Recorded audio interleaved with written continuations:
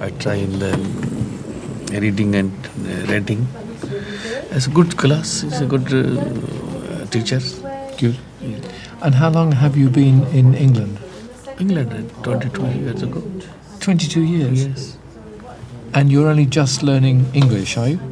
Yes, learned English, in this class. But this is the first time you've learned English? Yeah, first time. Yeah, first time. Although you've been here for 22 years? Yeah, but I'm busy in the mosque. And the people who come to worship at your mosque, do they speak English? In the mosque, it's no speak English. Speak my language, Urdu, Punjabi. Yeah. There's no doubt that these imams will benefit from learning English, but should the government be paying? And what's it got to do with fighting terrorism? If these imams come across a couple of hardcore jihadis who are committed to the jihadi cause, do you really think that any of these imams can persuade them that they're wrong? Yeah. Well, the prevent strategy is not about dealing with the people who have these very extreme views. Yes, but it is. Prevent is also about convincing people with extreme views that the views are wrong. That's exactly what part of Prevent is about. Yes, these imams are very highly trained in their own field, and what we want to do is to ensure that they are able to communicate the knowledge to our young people, and to be able to do that, they need to improve their English language skills. I teach the Holy Quran every day. I think there is a problem with, imams from Pakistan or from any of the kind of, Asian countries having that relationship or connection with young people because they're so far removed from the reality of the British experience. I think we may also be overestimating the role that imams play in the lives of young people. Two questions arise from what I've seen here in the Black Country, and I was surprised. First, why has it taken 20 years to recognise that imams ought to be able to speak English? Second, would any of those imams, all of them from mainstream and moderate mosques, ever be able to engage with radical young British Muslims who are part of Generation Jihad?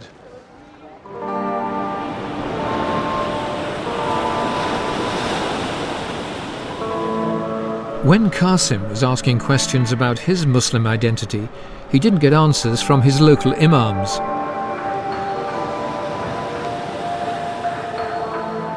Instead, he set off on a journey of discovery that nearly ended in his death. We've changed his name, and his words are spoken by an actor because his life could be at risk. Qasim's quest began in the aftermath of the 9/11 attacks. There was a lot of coverage on the news, in the media, about Islam, about radicalization and about extremism, and a lot of bad press against the Muslims. I realized that, look, I'm a Muslim as well. When they're talking about them being Muslim, my religion, I wanted to find out more about it, to see what Islam was really about. Because up to that point, I didn't have a clue. What Qasim really wanted to find out about was the true meaning of jihad, but he couldn't find enlightenment in British mosques. I couldn't speak to many people about jihad because nobody wanted to talk about it willingly. So most of the time I studied myself, made my own interpretation of it, and listened to extremist preachers. I got influenced by the wrong people. Not even satisfied by listening to radical clerics, Qasim packed his bags and headed to the tribal areas of Pakistan. There he met senior al-Qaeda leaders.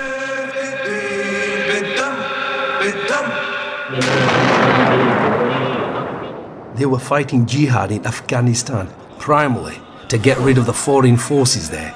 And then the ultimate goal was to establish the Islamic Sharia Caliphate. And once it was established, they would turn to Pakistan and other Muslim countries.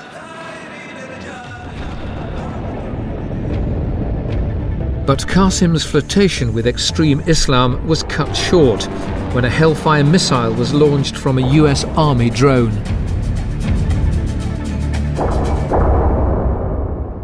I thought that maybe I was dreaming and was having some kind of nightmare. But then I realized that I couldn't move because the house had collapsed and the rubble and everything was on top of me.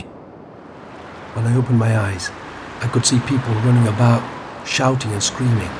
I was covered in blood, and there was blood everywhere. Up to a dozen jihadis were killed in the attack, but Qasim miraculously survived. When he was discharged from hospital, he was asked by al-Qaeda to go back to Britain and Europe and carry out attacks there.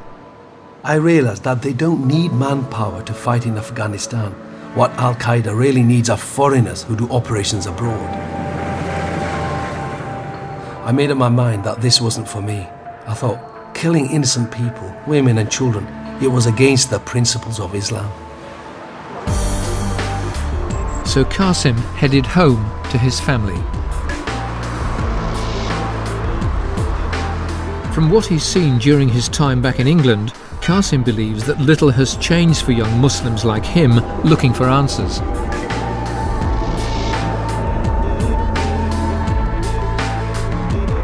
Despite all that's been said and done to try and deter young Muslims from following the path to jihad, you say nothing has changed? I think the only thing they've done is made them more underground. You know, before you can go to the mosque and ask your imam to tell me about jihad. I'm thinking of doing this. Is this the right thing to do? But now they're going to be afraid to even talk about jihad in the mosque because they might be seen as glorifying it. So I think it just gives more fodder for the extremists out there to attract more recruits.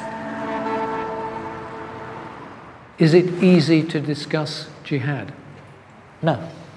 In fact, it's very difficult. You'll find even local mosques that are completely apolitical won't discuss the concept of jihad, even in a theological sense. Why not?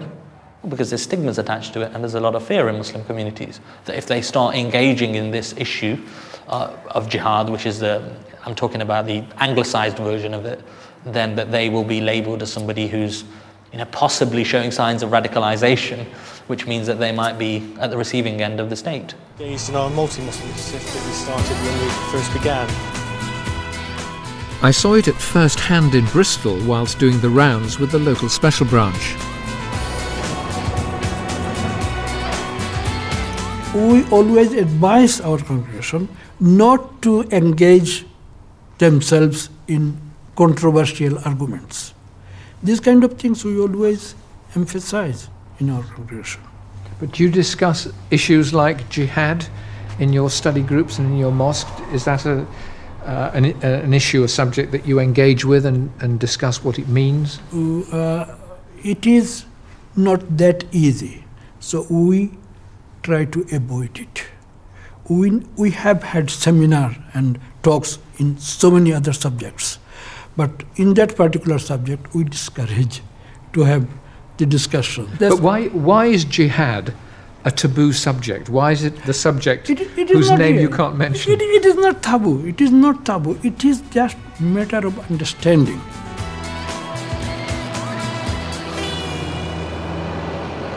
Where are the safe spaces that young Muslims can have discussion about these really critical issues? Where can they talk about jihad? Where can they talk about armed resistance and when armed resistance should be allowed and when it shouldn't be allowed?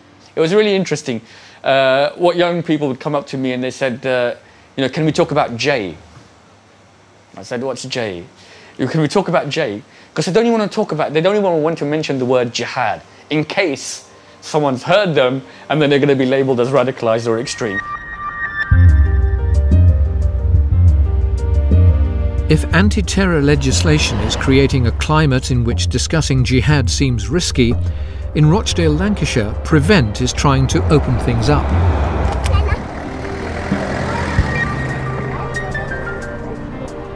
Madrasas are similar to Christian Sunday schools. From the age of 4, many Muslim children spend around 2 hours each weekday learning, amongst other things, how to read the Quran in Arabic. Good.